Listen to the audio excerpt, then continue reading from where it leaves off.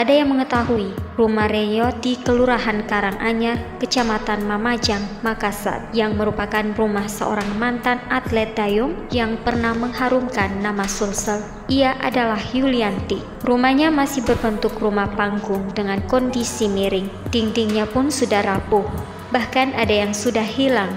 Dan jika menapaki tangganya akan terasa goyang dan bunyi berderik. Papan lantainya juga pun banyak yang sudah bolong. Rumahnya sangat sempit, tempat untuk menjamu tamu juga berfungsi sebagai dapur. Beberapa perabotan rumah tangganya terpaksa bertumpuk dengan panci, wajan, dan alat masak lainnya. Sesekali melangkah dari ruang tamu, tampak kamar Yulianti bersama suami dan anak-anaknya. Kondisinya sangat berantakan. Pakaian bertebaran di mana-mana. Yang jelas, kamarnya dipenuhi dengan pakaian di sekeliling tempat tidur Yulianti. Jika ingin mandi dan mencuci, Yulianti dan keluarganya harus keluar dari rumah menuju sumur di dekat rumahnya yang sekitarnya berlumpur dan penuh becek. Rumah itu merupakan peninggalan mertua Yulianti yang diberikan oleh pemerintah.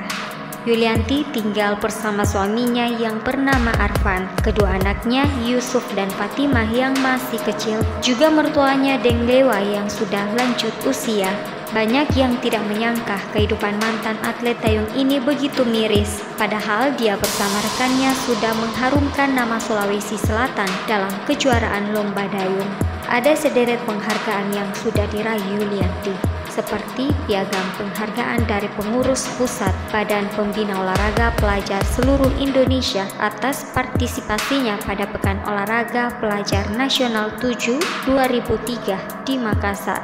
Kemudian medali pada pertandingan di Palembang, POTSI Kejuaraan Nasional Junior dan U15 2004, Danau Teluk Kelam Oki, Sumatera Selatan 2004. Yulianti mengaku setelah pensiun menjadi atlet, ia tak pernah mendapat perhatian dari pemerintah, baik pemerintah provinsi maupun pemerintah kota. Ia kemudian mempertanyakan apakah hal itu karena ia hanya memperoleh perunggu dan bukan emas.